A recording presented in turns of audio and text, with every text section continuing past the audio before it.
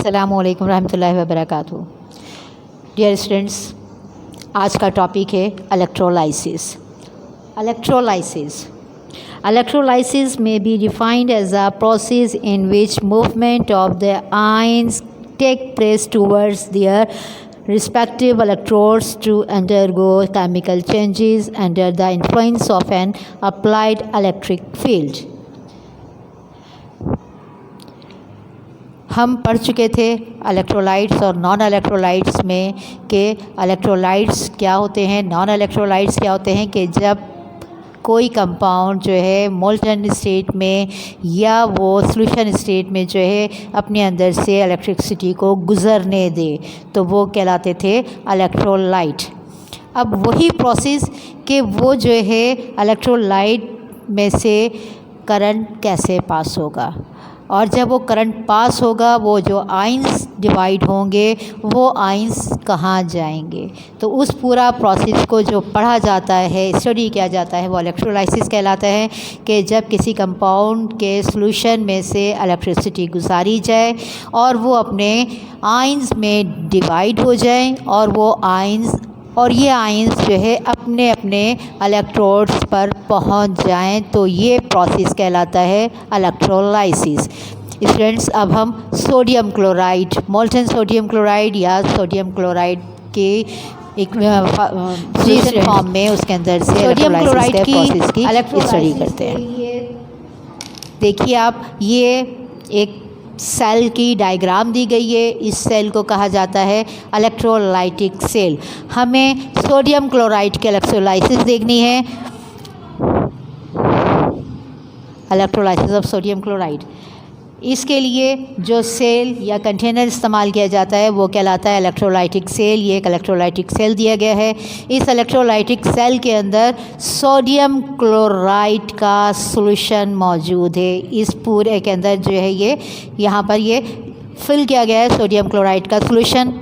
अब आप देखिएगा, इसके अंदर ये दो चीज़ें नज़र आ रही हैं, ये कहलाते हैं इलेक्ट्रोड। मेटल के होते हैं, शीट फॉर्म में होते हैं। अब इसको हम कहते हैं इलेक्ट्रोड, जिनके ऊपर ये आयंस पहुंचेंगे। बैटरी के साथ इन इलेक्ट्रोड्स को ज्वाइंट किया जाता है। बैटरी के नेगेटिव एंड के साथ जब हम ज्वाइंट करते हैं इलेक्ट्रोड को तो वो कहलाता है कैथोड।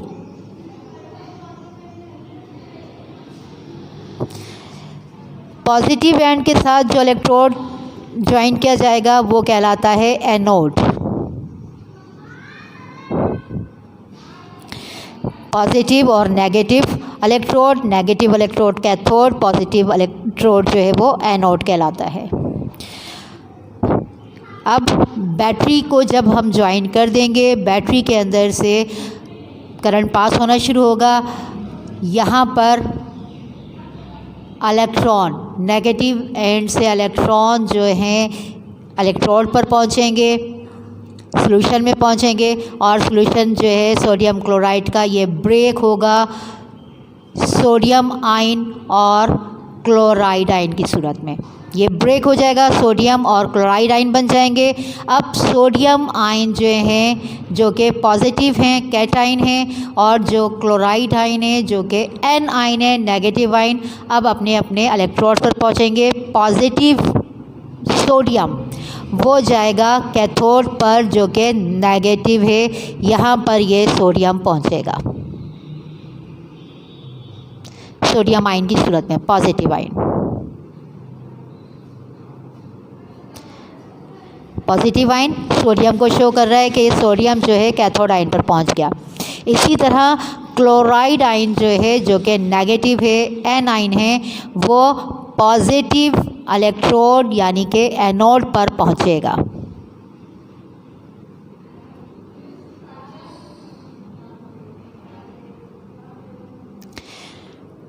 जब तक कि इसके अंदर से करंट पास होता रहेगा, ये कम्प्लीटली आयोनाइज होकर अपने अपने इलेक्ट्रोड पर पहुंच जाएंगे। अब इस प्रोसेस को हम मज़ीद डिटेल से देखते हैं कि दरअसल कैथोड पर क्या प्रोसेस हुआ है और एनोड पर क्या प्रोसेस हुआ है।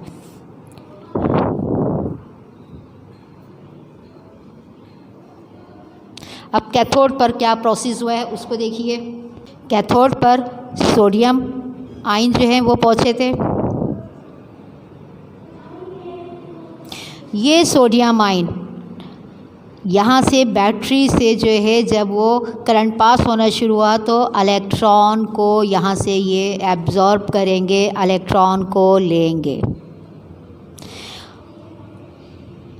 अब ये कैथोड पर प्रोसेस हो रहा है कि कैथोड इलेक्ट्रोड पर जो है सोडियम आयन पहुँचे, इन्होंने यहाँ से इलेक्ट्रॉन को जो है एब्जॉर्ब किया, इलेक्ट्रॉन इनके अंदर शामिल हो गए और उसके बाद ये जो सोडियम आयन था ये सोडियम मेटल में या न्यूट्रल सोडियम में चेंज हो जाएगा। यहाँ पर हम इसको मेटल धातु सोडियम धातु के हवाले से या सोडियम मेटल के हवाले से इसको देखेंगे कि यहाँ पर ये आपके पास सोडियम हासिल हो गया है।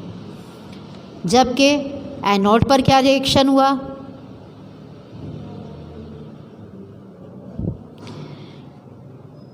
एनोड पर आपके पास देखा था कि हमारे क्या चीज़ पहुँचे थे, क्लोराइड आयन। क्लोराइड आयन पहुँचे, यहाँ पर क्लोराइड आयन क्या प्रोसेस होगा, यहाँ पर नेगेटिव चार्ज ये शो कर रहा है कि इसके पास इलेक्ट्रॉन ज़्यादा हैं। अब जितने इलेक्ट्रॉन ज़्यादा थे, एक अगर क्लोरीन एटम है तो एक इलेक्ट्रॉन इसके पास ज़्यादा है, दो क्लोरीन एटम है तो दो एटम ज़्यादा हो गए। अब ये क्लोरीन जो है अपने अंदर से जितने उसके पास एक इलेक्ट्रॉन जो ज़्यादा था वो इलेक्ट्रॉन अपने अंदर से रिलीज़ कर देगा और न्यूट्रल क्लोरीन या क्लोरीन गैस में चेंज हो जाएगा, साथ ही जो इसने इलेक्ट्रॉन रिलीज़ किया था वो। अब क्लोरीन क्योंकि एटॉमिक फॉर्म में नहीं रहेगा बल्कि एक क्लोरीन दूसरे क्लोरीन एटम के साथ रिएक्ट करेगा और क्लोरीन मॉलिक्यूल बना लेगा। इस प्रोसेस को हम इस तरह भी लिख सकते हैं कि दो क्लोरीन आयन्स जो हैं वो अपने अंदर से दो इलेक्ट्रॉन को रिलीज़ कर देंगे और साथ ही साथ क्लोरीन का मॉलिक्यूल या क्लोरीन गैस में आ जाएंगे। अब ये तो कैथोड रिएक्शन और एनोड रिएक्शन था। मज़ीद इसको हम जब दोनों को कंप्लीट करते हैं कि मुकम्मिल रिएक्शन हम लिखेंगे तो वो मुकम्मिल रिएक्शन किस तरह लिखा जाएगा उसको देखिए। जी स्टूडेंट्स, कंप्लीट रिएक्शन को शो करेंगे।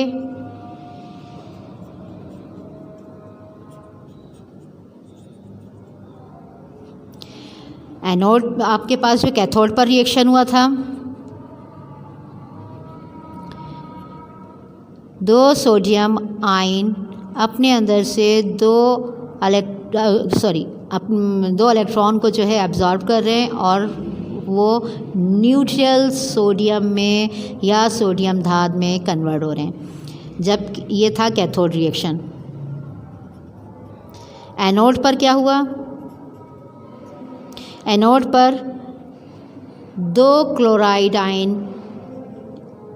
अपने अंदर से दो इलेक्ट्रॉन को रिलीज़ कर रहे हैं और साथ ही साथ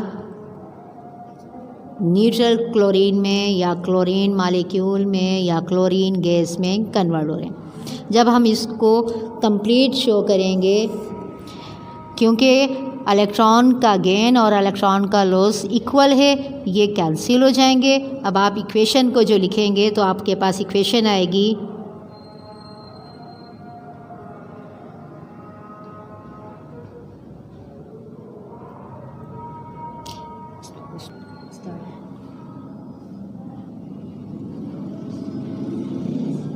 ये आपके पास रिएक्टेंट्स आ जाएंगे एरो साइन और ये आपके पास अब जो है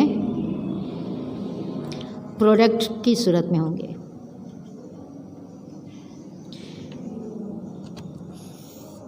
स्टूडेंट्स, ये अब आपके पास सोडियम क्लोराइड की इलेक्ट्रोलाइसिस का पूरा प्रोसेस है। इलेक्ट्रोलाइसिस में जब हम सोडियम क्लोराइड के इलेक्ट्रोलाइसिस करेंगे तो सबसे पहले उसकी आयोनिक फॉर्म में लेकर आएंगे उसको, कि जब वो आयंस में डिवाइड होता है तो सोडियम क्लोराइड जब वो आयंस में कन्वर्ट होगा तो वो बनाएगा सोडियम आयन और साथ ही साथ क्लोराइड आयन। अब इस सोडियम क्लोराइड के इलेक्ट्रोलाइसिस की मदद से आप नेक्स्ट टॉपिक है वाटर की इलेक्ट्रोलाइसिस। वाटर इलेक्ट्रोलाइसिस को स्टडी कीजिए, सोडियम क्लोराइड इलेक्ट्रोलाइसिस को देखिए, उसकी मदद से वाटर के इलेक्ट्रोलाइसिस को अंडरस्टैंड कीजिए। जहाँ नहीं समझ में आए आकर पूछिए। इंशाल्लाह अगले टॉपिक के साथ फिर डिस्कस करेंगे। जब तक के लिए अल्लाह हाफ़िज़।